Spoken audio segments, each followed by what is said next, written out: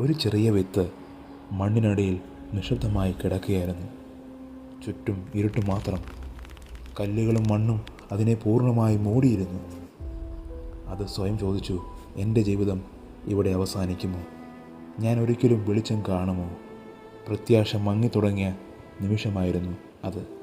പക്ഷേ ഒരു ദിവസം മഴ പെയ്തു. മഴത്തുള്ളികൾ പതുക്കെ മണ്ണിലൂടെ ഇറങ്ങി വിത്തിനെ സ്പർശിച്ചു.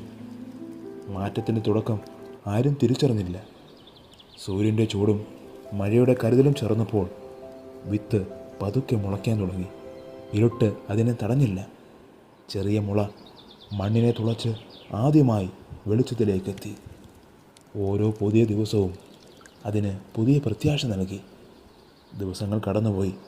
ആ ചെറിയ മുള ശക്തമായ ഒരു ചെടിയായി വളർന്നു. ഓരോ വെല്ലുവിളിയും അതിനെ കൂടുതൽ ഉറപ്പുള്ളതാക്കി. കാലം കഴിഞ്ഞപ്പോൾ ആ ചെടി വലിയൊരു വൃക്ഷമായി മാറി.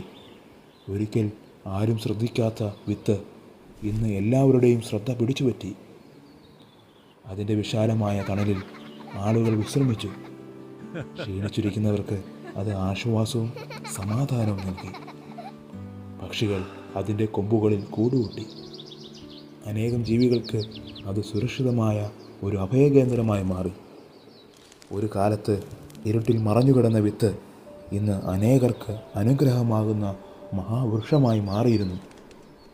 ആ വൃക്ഷത്തിൻ്റെ ശക്തി പുറത്തു കാണുന്ന തണ്ടിൽ മാത്രമായിരുന്നില്ല.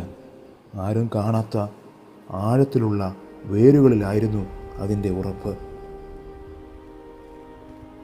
കൊടുങ്കാറ്റ് വീശി. ശക്തമായ കാറ്റ് അതിനെ കുലുക്കി. പക്ഷേ ആഴത്തിൽ പതിഞ്ഞ വേരുകൾ കാരണം അത് വീണില്ല. കൊടുങ്കാറ്റ് കഴിഞ്ഞപ്പോൾ വീണ്ടും സൂര്യൻ ഉദിച്ചു. പരീക്ഷണങ്ങൾ കഴിഞ്ഞാലും പുതിയ പ്രത്യാശ ഉദിക്കുമെന്ന് പ്രകൃതി വീണ്ടും പഠിപ്പിച്ചു. വൃക്ഷം സമൃദ്ധിയായി ഫലം കായ്ക്കാൻ തുടങ്ങി.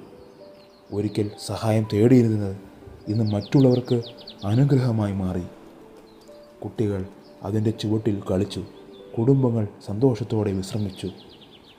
അതിൻ്റെ തണൽ അനേകരുടെ സന്തോഷത്തിൻ്റെ ഭാഗമായിരുന്നു.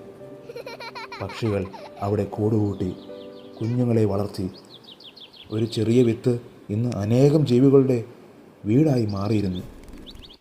ആ വൃക്ഷം മനുഷ്യർക്കും മൃഗങ്ങൾക്കും പക്ഷികൾക്കും ഒരേപോലെ അനുഗ്രഹമായി.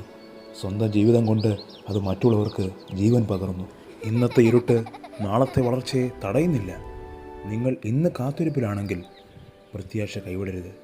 ഒരു ചെറിയ വിത്ത് മഹാവൃക്ഷമായതുപോലെ നിങ്ങളുടെ ജീവിതവും ശരിയായ സമയത്ത് മനോഹരമായി വിരിയും.